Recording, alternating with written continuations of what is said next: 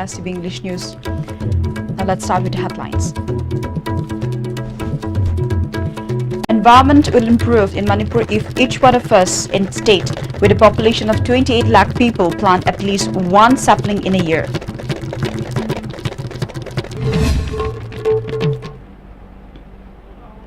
News in detail. Governor Najma Heptullah has said that environment of Manipur will improve if each one of the 28 lakh people in the state plant at least one sapling in a year. She said this while addressing the gathering at concluding functions of Phase 1 of Governor's Initiative for Green Manipur 2018. The concluding function was jointly organized by Green Planters Society, ESC, Citizen Club and Wall United Club at Nomaibung Multipurpose Hall today. Forest Minister T.A. Shyamkumar, MLA of Wangkhe Assembly Constituency, O. Henry, DIG of 9th Sector Sam Rifle, Brigadier Amit Kapthial and many other eminent persons also attended the function. Governor along with others planted various saplings around the traffic island at Konung Mamang as part of the Protect and Plant program.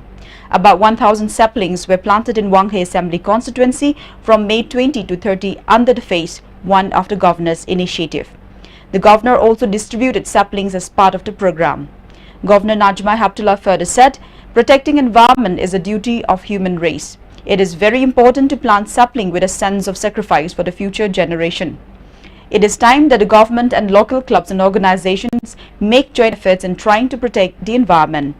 Each and every person in the state should plant saplings and protect it. The way it is becoming hot, the climate change, the different seasons and unusual rains is making us to think seriously what are we doing, our planet, and it is the responsibility of each one of us to plant trees. Predominant responsibility is to create an awareness among our youth. I am happy over here that a number of local clubs have joined together to create this awareness, and I am extremely happy.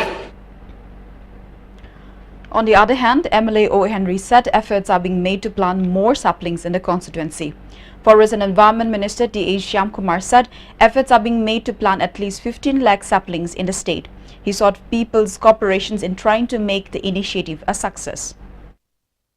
We can plant anything, but no one is maintenance. The future, no one is looking after what we plant at trees. This is the most important. So please maintain, please do care. We have planted the trees. Please do maintain, please do care. Because this one, if you don't maintain carefully, if you don't do after care carefully, if you don't pour water, then if you don't protect properly, it cannot grow properly. Then what we organize this one, but it gets said, it is useless. I humbly request that please do care, please do maintain properly. The Manipur Lomi Loop has pointed out that even as the relief materials distributed by ministers, MLAs and civil bodies to the flood victims, it was just temporary. The government needs to take up a long-term initiative to avert flood situation in state. Those who are suffering belong to destitute families. The government should make suitable plans for their settlement. The disaster relief management of the government of Manipur should ensure that helps are extended to the actual beneficiaries. The recent floods have destroyed the first produce of the farmers. On the other hand, the price of fertilizers has doubled after the floods. Besides, it is not readily available in the market. The compensations of the government promised to the fish farmers and others in the previous years' floods are still pending. The recent flood could have been avoided. It was not supposed to occur at all. Floods didn't occur even after 10 days of in-session rains in the state in past. However, today the situation has become such that even 2 days of in-session rains fill up the rivers, causing deadly floods. Had the authority concerned taken up various welfare policies such as land use, housing, education, industrial, irrigation and agriculture, water harvesting, afforestation, etc., the floods would not have occurred. It is high time that the authority concerned discussed the matter seriously. The government should cancel the taxes for the flood-affected farms and KCC loans. The government should make efforts to make the fertilizers, crop sheets and seedlings available to the farmers at cheaper price. Besides, it should compensate for the destroyed fish farms and provide fingerlings, feeds and other essential materials to the farmers. Similar compensation should be provided to the poultry farmers affected by the recent floods. The authority concerned should repair the school buildings, infrastructure and house damaged by the floods. The department concerned should plant trees in the headwater areas and hold proper distributions of rice under the National Food Security Act. Khwairambam Nupi Semgat Sagat Loop maintained that the three historic EEMA Market located in the heart of Imphal city are an important place for generating income and have been taking part in solving major issues of the state. Around 4,000 authorized IMC license card holders have been earning daily wages to support their families at these three markets. However, illegal parking lots at the footpath and roadside in the crowded Imphal city as well as selling of vegetables on the footpath have become the main reason for diminishing of the markets.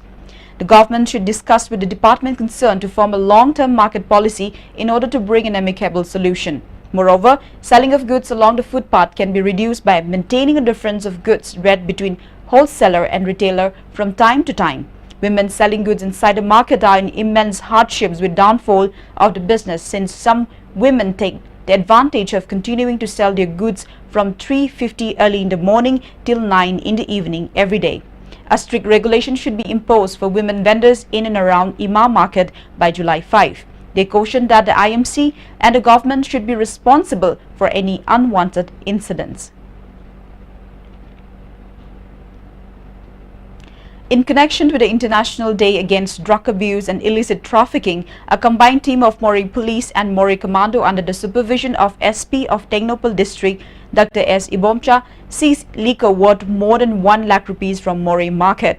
Excise Department destroyed the seized liquor before public.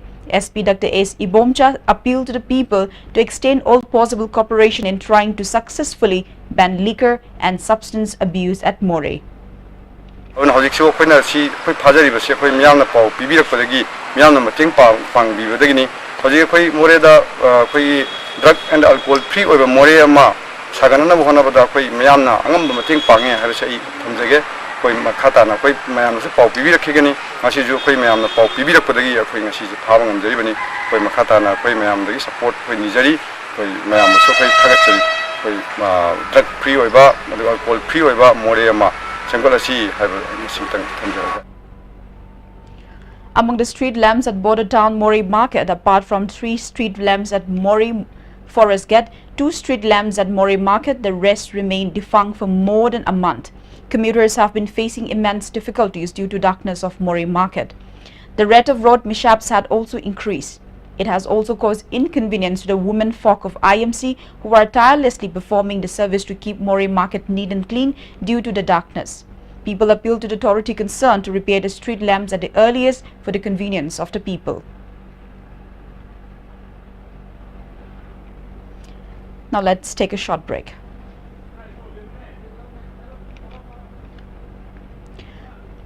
That's it in national news. The videos of surgical strike released by a few TV channels have initiated a different political slugfest. A day after the videos were released, a former Indian Army officer confirmed the veracity of footage. Retired Lieutenant General D.S. Huda, former Northern Army commander who was directly in charge of the surgical strike, said, "The videos are real. I can confirm that. When the surgical strikes happened, my view was that the videos should have been released as proof. It is good that they have come out now." Congress did not miss a chance to slam to Narendra Modi government and claim that the ruling Bharatiya Janata Party was using the sacrifice of soldiers to garner votes. The BJP government is using the slogan of Jai Jawan, Jai Kisan and trying to win votes through surgical strikes, said Congress spokesperson Rajdeep Singh Surjewala. Blood and sacrifice of brave soldiers cannot become political vote garnering tool for Modi government, said Surjewala. He compared Modi to previous Prime Ministers Atal Bihari Vajpayee and Manmohan Singh and questioned whether Modi's predecessor boasted of the success of army operations during the tenure. Hannah Gatsby, in her poignant new Netflix special Nanette, makes a compelling argument about men's relationship with the idea of reputation. She iterates and with legit examples of men in positions of power who have diminishing relationships with their own humanity only to be able to hold on to their precious reputations. This, she tells us angrily, should be the buck of all jocks. Closer home in India, the jock hits home. A perception study recently conducted by Thomas Router Foundation that maps India as the most unsafe country for women has become the subject of much debate. While it is a matter of concern that India's positions on this index has worsened in the last 7 years, it ranked number 4 in 2011, the debate has very conveniently veered towards whether India deserves the alleged crown. The much scrutinized survey ranks Indian women at the highest risk of sexual violence, human trafficking and dangers from regressive traditions among a total of 6 domains. Mathematically speaking, India's cumulative scores by the parameters of measurement, healthcare, discrimination, cultural traditions, sexual violence, non-sexual violence and human trafficking charts India at the extreme end of the high-risk zone for women. While that merely technically makes India the most unsafe country, the joke is still on us. Instead of using the perception study as an indicator of the confidence global opinion makers have about women's issue in India, we have jumped on board to do what we do best, vilify the survey for its intention. Once again, let's hear the headlines.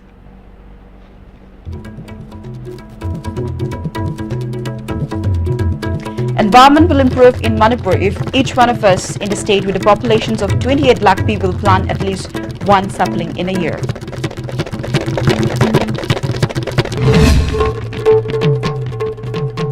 That's all we got with ISTV English News Bulletin. I'll be back with more updates at 4 p.m.